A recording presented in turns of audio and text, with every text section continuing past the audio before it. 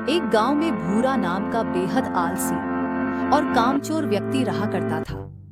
वह सारा दिन पड़े पड़े बस ऊंचे ऊंचे सपने देखा करता था। आज भी वह एक खेत में एक पेड़ के नीचे आंखें बंद करके लेटा हुआ था। खेत के मालिक चौधरी की आवाज उसके कानों में टकराई। यहाँ क्या कर रहा है भूरा? तुझे मैंने यहाँ काम पर रखा है या आराम करने के लिए? कौन है जिसने मुझे सपनों से जगा दिया? अपनी सोई हुई आंखें फाड़कर तो देख, मैं हूँ। अरे आप हैं चौधरी जी? ये क्या, अभी अभी तो आकर लेटा हूँ। चौधरी जी, क्या आपके खेत में काम करके कुछ देर आराम भी नहीं कर सकते? इस खेत का मालिक पिछले 3 घंटों से तुझे इसी पेड़ के नीचे लेटा देख रहा हूँ। बाकी सब लोग मेहनत से फसल काटने में जुटे हुए हैं और तू तो यहाँ पर ऐसे आराम कर रहा है जैसे कि तू इस खेत का मालिक हो। मैं तो तुझे धक्के देकर उसी दिन निकाल देता जिस दिन मैंने तुझे काम पर रखा था, मगर क्या करूँ, तेरी पत्नी के आंसू देखकर मैं पिघल गया। लेकिन अब मैं और ज्यादा तुझे बर्दाश्त नहीं कर सकता।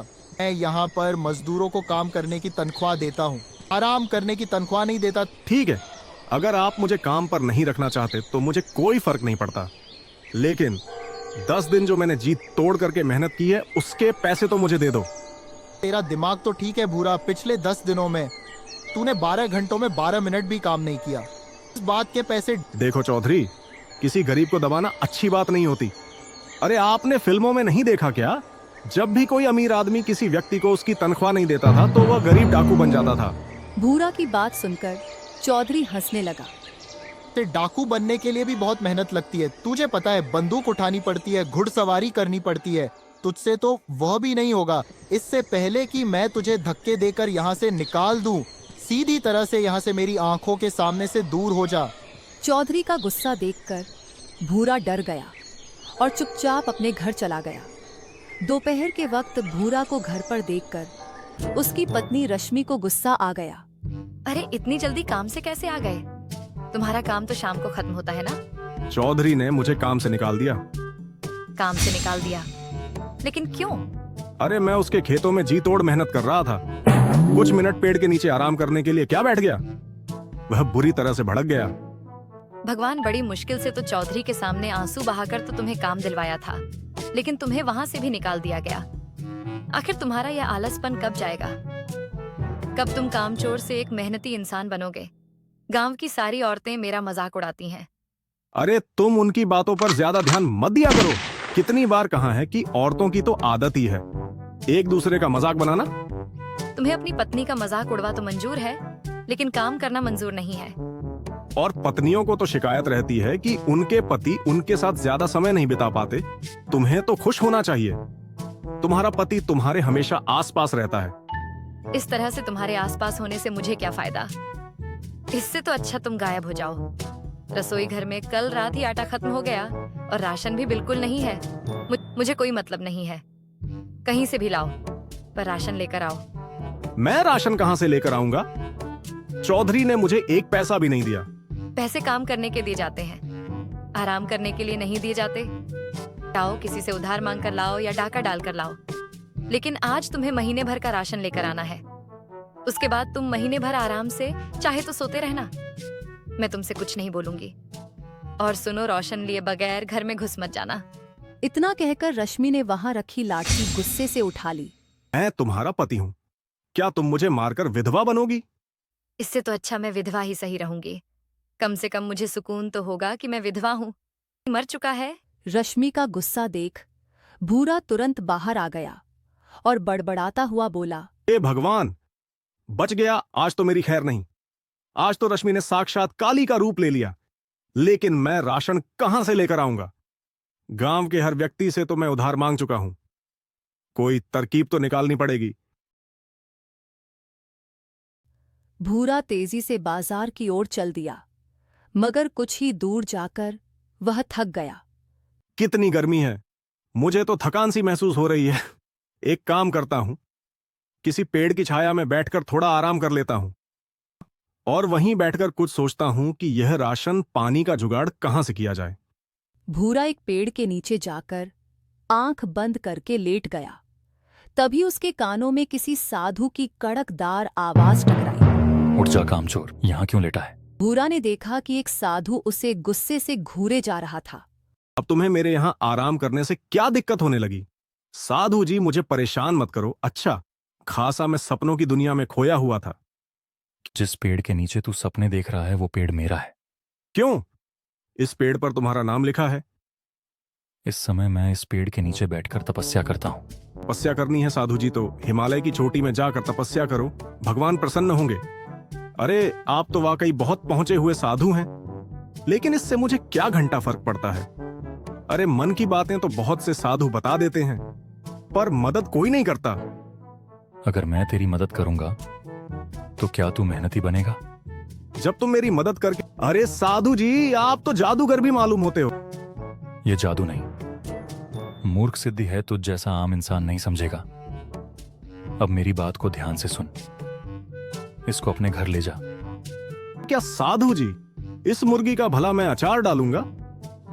अरे मैं और मेरी पत्नी तो शाकाहारी हैं। मूर्ख व्यक्ति, पहले मेरी बात तो पूरी सुन। ये तुझे रोज सोने का अंडा देगी। तू सोने के अंडे को रोज बाजार में बेच आना, धीरे धीरे देकर कि तू अमीर हो जाएगा और तेरे सारे सपने पूरे हो जाएंगे। इसमें तो बहुत वक्त लग जाएगा साधु जी। मैं रोज रोज करके इसका अंडा देने का इंतजार नहीं कर सकता।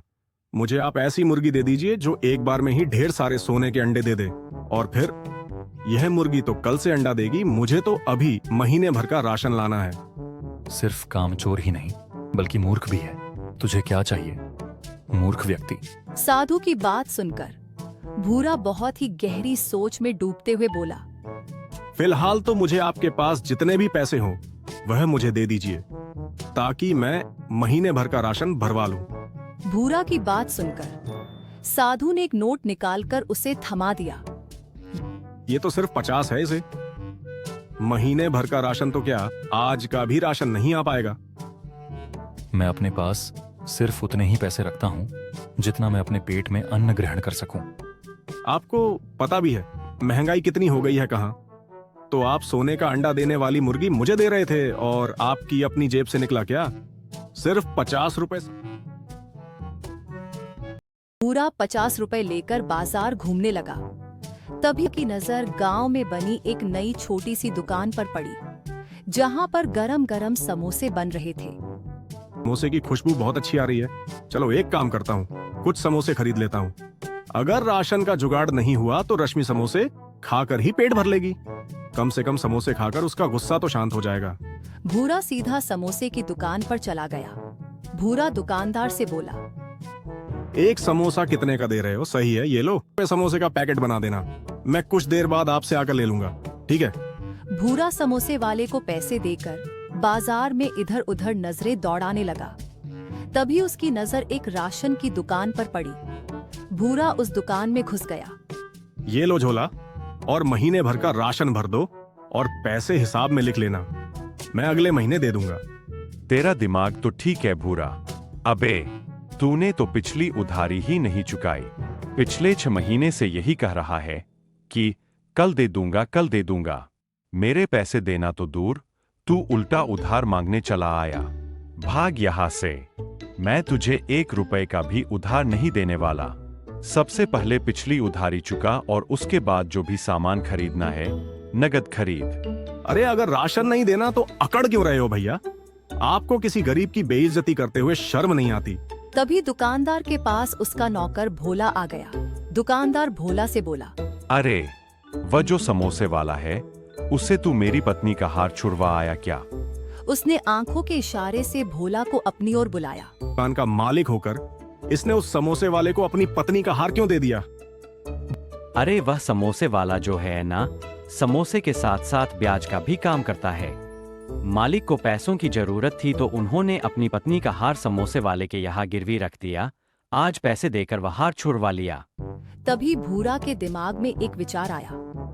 बड़ा अकड़ रहा था ना, अभी तुझे बताता हूँ। मैं जानता था तुम मुझे उधार नहीं दोगे, इसीलिए मैं अपनी पत्नी की अंगूठी चुपके से ले आया था और मैंने उसे 5000 में समोसे वाले के पास गिरवी रख दिया था। तुम एक काम करो, पूरे 1000 का राशन मुझे दे दो और अपने नौकर भोला को मेरे साथ समोसे वाले के यहाँ भेज दो। मैं समोसे वाले से पैसे दिलवा लूंगा। दुकानदार ने भूरा की बात पर यकीन कर लिया और पूरे 5,000 का राशन उसे दे दिया और भोला को भूरा के साथ भेज दिया।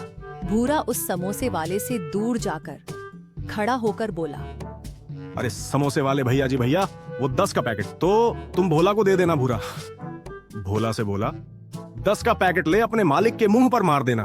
भोला ने समझा कि भूरा पैसे की बात कर रहा है।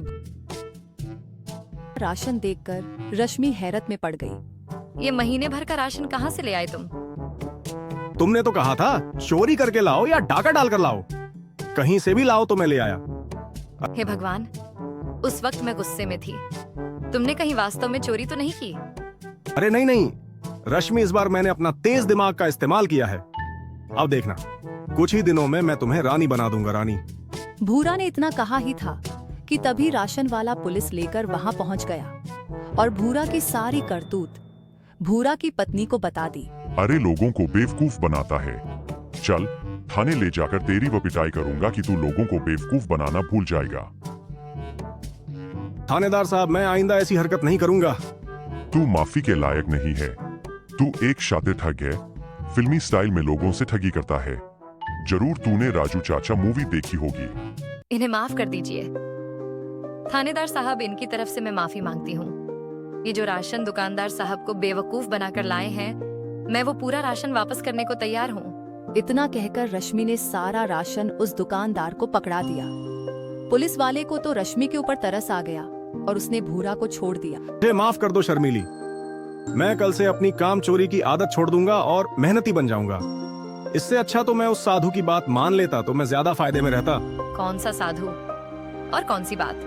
भूरा ने अपनी पत्नी को सारी घटना बता दी। साधु ने बिल्कुल सही कहा था, तुम वाकई एक बेवकूफ आदमी हो।